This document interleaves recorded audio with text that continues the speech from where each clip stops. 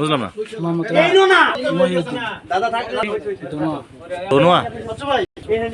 থানা জেলা। কি করো তুমি? কোন কোন ক্লাসে পড়ো? কোন স্কুলে? মাদ্রাসা থেকে। আর তোমার এই যে হাতে গাঁজা কিভাবে ভাই আসলো? কি করো গাঁজা, কি করো? হ্যাঁ হ্যাঁ, মাঝে মাঝে খাও। কত রোগ কাঞ্চিটা? আর কি কি শুধু গাঁজাই না আরো এবার ট্যাবলেট আছে? কতদিন ধরে খাও না? 2 বছর মতো খাও। তোমার বাবা মা জানে না?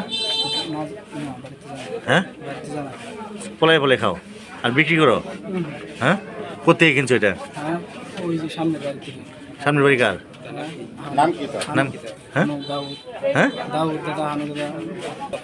জোরে খাও। আনু আনু আর দাউদ, এদের কাছ থেকে আনছো? এরা কি বিক্রি করে? কত কত টাকা আনছো? কত টাকা আনছো তুমি? 100 টাকা আনছো? তুমি কি নিয়ে যেতে পারবা? বাসা নিয়ে যেতে পারবা? যে বাসায় বিক্রি করে তোমার তো এখন তো তুমি আটক, এখন তোমার যাইতে হবে।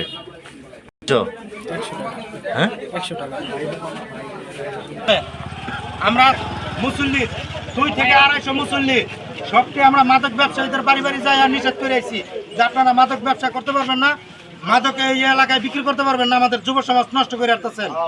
আমরা সকলেই বলে আসছি, ওইগুলির ভিডিও ফুটেজও আমাদের কাছে আছে। এর মধ্যে সাংবাদিকরা আইছে, কিভাবে কি 24টা পাইছে তারাই দিছে। মানে আমরা নিরুপায় হয়ে গেছি এলাকাবাসী।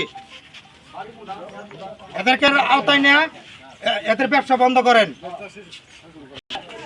গাজীপুর পূর্ব মিটফুট বাটিকার লাস্ট পূর্ব সাইড, এখান থেকে দক্ষিণ পাশে রাস্তা গেছে, ওই রাস্তা থেকে রাস্তার মিডল পর্যন্ত আমার বাসা ওই জায়গায়। বাসার সামনে থেকে ঠিক ছেলে, আমি যখন বাসা থেকে বেরোই তখন ছেলেরা সামনের দিকে আসতেছে, এদিকে আসতেছে। ওই বাসা থেকে গাঁজা হাতে করে বা ট্যাবলেট আর কিছু আছে, আমরা ট্যাবলেট আমরা দেখে নিতে, কিন্তু গাঁজা দিয়ে আমার হাতে দেখছি।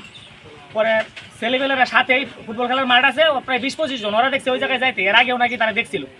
তারপরে আজকে যখন দেখছে যে আবার ওই জায়গা থেকে আসতেছে, তখন সন্দেহ লাগছে তাদের। পরে আমাদের ডাকছে, আমরাও গেছি। ওই ছেলেদের জিজ্ঞেস করছি, দাঁড়াও কোন জায়গায় গেছিলা? ঠিক ওর সামনে বেড়াইতে গেছিলাম। তোমার বাড়ি কই? দোনোয়া।